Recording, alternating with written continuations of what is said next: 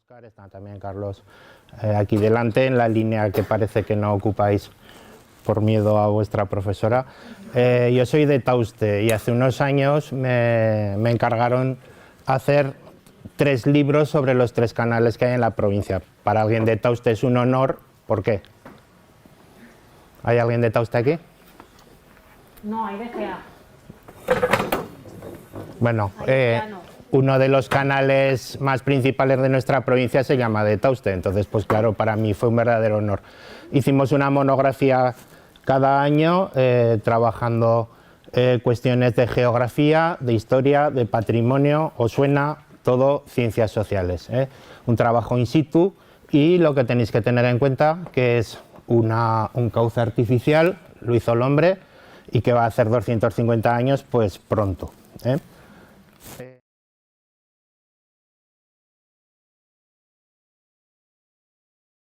Que existe una agenda hasta el año 2030 sobre unos tipos de objetivos que cubren todo lo relacionado con medio ambiente, relacionado con las cuestiones sociales, etc. Y uno de los puntos más principales es el 6, que es agua limpia y saneamiento.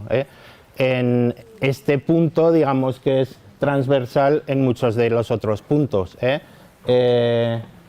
Paz, justicia e instituciones sólidas. Bueno, un politólogo dijo que las guerras del futuro serían por el agua. Entonces vamos a intentar contextualizar nuestro canal pues en nuestra ciudad, en nuestra comunidad, en nuestra vida. Estas fotografías no se llevan tanta diferencia. Hace un par de generaciones, hablando de agua y de abastecimiento, pues la gente tenía que estar yendo a una fuente pública a recoger agua, tenía que estar bebiendo de balsas, si sois alguien de Candasnos hasta hace no tanto, etcétera. Tenemos muy poca memoria para este tipo de cosas, pero los historiadores, profesores de ciencias sociales somos un poco pesados y sí que queremos tener memoria porque muchas de estas cosas lo que nos sirven es para aprender y para avanzar. Nuestro contexto geográfico, ya sabéis que tenemos un gran río que cruza transversalmente nuestra comunidad y que tenemos en la margen izquierda, ¿sabéis cómo es una margen izquierda o derecha en un río? Os metéis en el agua os da en el culo, la margen izquierda es la que tenéis a la izquierda y la derecha a la derecha. Entonces, la margen izquierda es los afluentes más potentes, los que beben de la nieve que cae para el invierno. Los afluentes de la derecha son más limitados porque tienen pues alimentación solo de las lluvias o de los manantiales. No nieva tanto, por supuesto, como el Pirineo, que es mucho más alto. Ya sabéis que hay también una, digamos, nueva cultura del agua. El agua no se va a utilizar como la hemos estado utilizando hasta ahora, con bastante poco cuidado y bastante respeto, y el agua forma parte también pues de nuestro ocio, de nuestra digamos, una potencial buena vida. Bueno, ¿qué os parece este paisaje? ¿Dónde está cogido? ¿En el Chad? ¿En África? ¿Es de agua o qué? ¿Es un paisaje de Bueno, pues esto es un pozo que hay en mi pueblo. Mi pueblo tiene un regadío extraordinario, pero tiene un secano atroz. Atroz.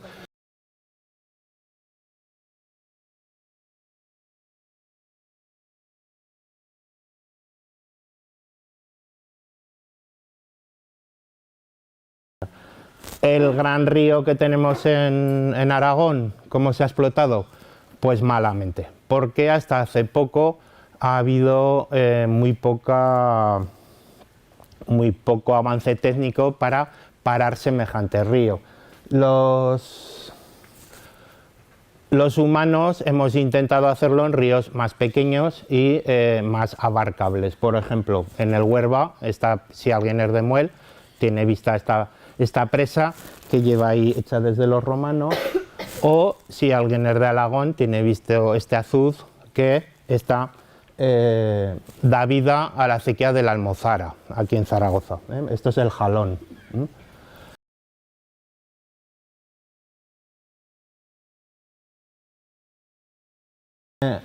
hay un precedente en el siglo XVI, Carlos V visita Zaragoza y da un privilegio a la ciudad que quiere poner en regadío toda la zona de lo que es ahora Miralbueno, etc.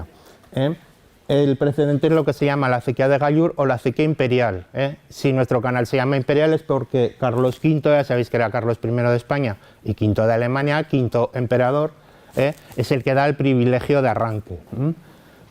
Sin embargo, la acequia esa tiene el gran problema de pasar, en ese momento, lo que os digo, sin ayudas técnicas, el jalón. En el siglo XVIII, ya con más avances, Pignatelli, que es un noble aragonés al que se le encarga la obra, sí que va a lograr traer el canal hasta Zaragoza y hasta bastante más allá.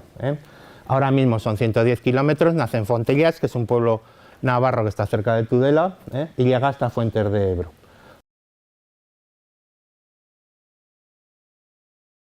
Pensáis que se abrió el canal imperial. ¿Cuál fue el objeto? Son 110 kilómetros, una obra extraordinaria, una inversión gigantesca. ¿Para qué? Bueno, lo que os comentaba, hasta donde está Cortes, la línea lila es nuestro canal, la línea límite es el río Ebro, por supuesto el regadío no puede pasar al otro lado, y veis que el gran beneficiado es la ciudad de Zaragoza, que tiene un amplísimo término para comerciar. En principio para comerciar. En el siglo XVII y XVIII hay una serie de tratadistas que se les da a llamar arbitristas, que son gente que piensa que tiene soluciones para el Estado y crea ensayos y crea una literatura que en ese momento es muy potente. Los arbitristas pensaban que el comercio era lo que iba a salvar a España, y que nuestra geografía no era ayudada por la circulación de mercancías por ríos, como pasa en toda Centro Europa, si vais por Alemania, Austria, etcétera, veis cada barcaza por el Danubio, el Rin, que es una exageración, y nosotros no teníamos ese tipo de ríos, ni mucho menos. Entonces se pensó que a base de canales se podría hacer navegable el interior de nuestra nación y por ahí pasaría pues las mercancías que darían, digamos, vida a los distintos territorios. En ese momento la gente comía pan con algo, y esto os va a parecer una cosa anecdótica, pero no. Cuando el hombre empieza a cultivar, no para sí, sino para el bicho que se va a comer luego, digamos que es cuando va a cobrar una serie de proteínas y una alimentación más rica, y digamos que a partir de entonces pues la gente, por ejemplo, va a ser más alta. Aquí seguramente estaréis bastantes más altos que yo, y yo en cambio hace 50 y tantos años, bueno, no tanto, era muy pequeño, cuando yo era joven era de los más altos de mi aula, ¿entendéis? Bueno, pues ese tipo de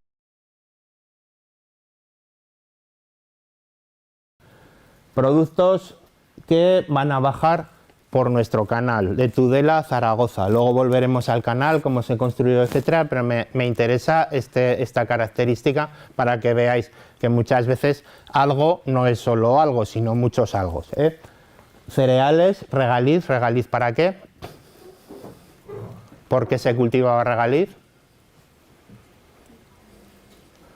El regaliz es una planta medicinal. Yo dentro de un rato llevaré la garganta hecha polvo. Si me echara una juanola a la boca, se me arreglaría la garganta. Pero también era una moda del momento poner regaliz al tabaco, que es una cosa que se estaba popularizando mucho, y digamos de esa forma se le perfumaba. Otras materias primas, pues bueno, podían ser cueros, también bajaba gente, viajeros, carbón del Moncayo. Fijaos que Zaragoza es una gran ciudad que está exenta de bosques a muchísima distancia, y desde el Moncayo bajan a cargar en Gallur o en los puertos anteriores, pues carbón del Moncayo, que aquí se trabaja pues en las ferrerías, en las casas, etcétera. La logística del propio canal, pues van las barcas, pues aquí se ha abierto un agujero, van las barcas, allí lo tapan, etcétera. ¿cómo acabó la navegación? Lo he dicho. Muy bien. A mitad del siglo XIX empieza a extenderse toda la red de ferrocarriles y la infraestructura de navegación del canal no tiene sentido. Fijaos que sí la tuvo después de la guerra, porque no había una perra, no había una peseta para gasolina ni para nada, y siguieron bajando barcazas de remolacha.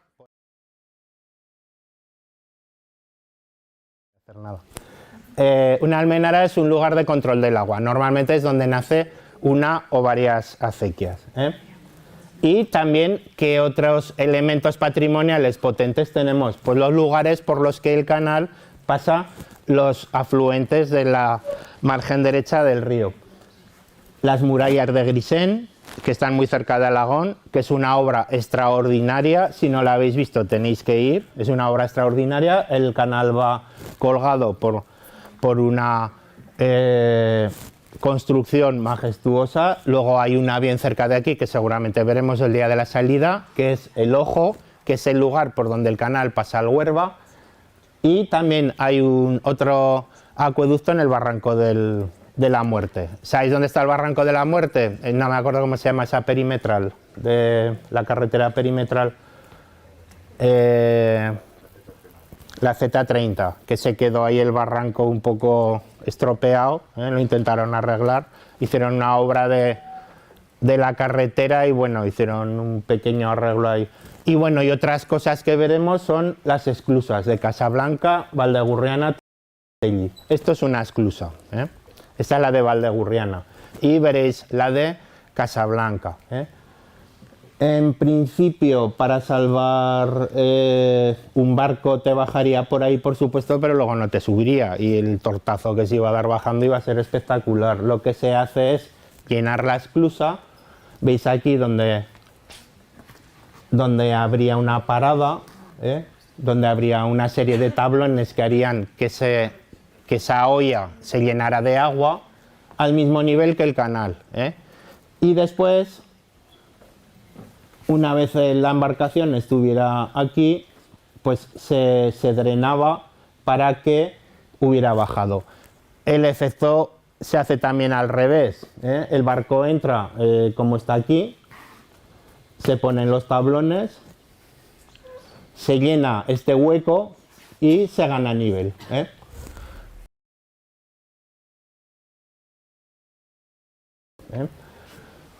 Bueno, capitalización y otros usos del canal. Pues lo que os comentaba, hubo muchísimos jornales en trabajos para hacer la acequia. Fijaos que hubo un momento que había 4.000 personas en el Bocal trabajando. Y después hubo un arranque de una planta que para Zaragoza fue capital, que fue la remolacha azucarera. Coincidió con la pérdida de Cuba, que era, digamos, de donde traíamos a España el azúcar. En Cuba se producía caña de azúcar, cuando se pierde Cuba, bueno, ¿qué hacemos ahora? Y se empieza a trabajar sobre un cultivo que es la remolacha, que aún lo he conocido yo, aún he cargado remolques de remolacha con mi padre, y se empiezan a instalar a lo largo de todo el canal imperial un montón de pequeñas azucareras, algunas no tan pequeñas como las que había en Zaragoza, de manera que se crea una línea de industrialización que, digamos, hace que sea el verdadero arranque de el empuje demográfico de Zaragoza capital, por ejemplo. ¿Por qué? Porque se instala una industria química anexa, que es, por ejemplo, la que va a crear todo el abonado químico que requiere una planta tan exigente como la remolacha. Las remolachas te podían hacer de 5, de 6, de 7 kilos. Entonces eso chupaba muchísimo la tierra y tú tenías que estar nitrogenando, fosfatando, etcétera, para que el cultivo...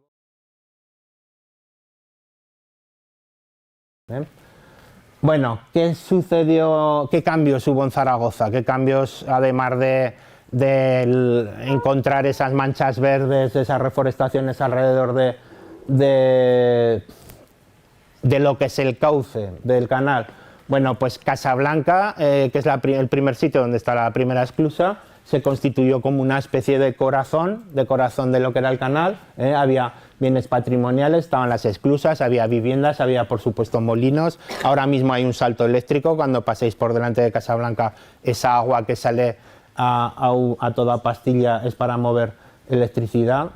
Y en Casablanca se creó un barrio. Fijaos que para llegar a Zaragoza tenías que llegar hasta la actual calle Hernán Cortés. O sea que todo eso eran campos y casas de viviendas. Otro barrio que se crea a raíz de la creación del Canal Imperial, la Torrero. Si Casablanca es el corazón, Torrero va a ser las tripas y el pulmón. Entonces hay allí astilleros, varaderos, hay graneros, etc. Y allí se crea otro barrio. Además se crea también una iglesia, la iglesia de San Fernando, que sigue dentro del cuartel que hay allí, del mismo nombre. Y bueno, pues Tiburcio del Caso es un ingeniero de la época extraordinario y está trabajando en Zaragoza en esos momentos. Bueno, ya decimos que decae la nación y sigue, digamos, un grandísimo peso agrario en lo que es nuestra tierra. En cómo ha cambiado el paisaje a partir de este canal, tanto por cuestiones de agricultura, no me acuerdo si han salido el número de hectáreas de riego, me parece que no, yo creo que no, y como esa reforestación, el crear un corredor verde en todo el perímetro de la Zaragoza de entonces, que también se arboló, pues ya sabéis, los pinares de Torrero, etcétera. Existe una protección legal. En nuestro caso me parece que fue una cosa admirable. En el Gobierno de Aragón, en el año 2000, desde Dirección General de Patrimonio, se consideró que los 90 kilómetros del canal se iban a proteger. Y unos pocos años después, el Ministerio de Educación y Cultura consideró que el Nacimiento, que está en Navarra, también se iba a proteger. Iba a ser un bien de interés cultural, en nuestro es un conjunto histórico que ha de mantenerse, ya sabéis, las cuestiones de patrimonio, pues para que nuestros herederos las conozcan, etc. Aún así, si hacéis una salida del canal, por ejemplo, por la zona de Pedrola, pues veréis que la almenara está hecha un asco y el puente también. Pero digamos que si alguien entrara con la suficiente sensibilidad, se podría agarrar a esta ley para hacer que el Canal Imperial, o quien lo gestiona en este momento, que es la CHE, la Confederación Hidrográfica del Ebro, estuviera obligada a mantener en su justa medida esa calidad de obra.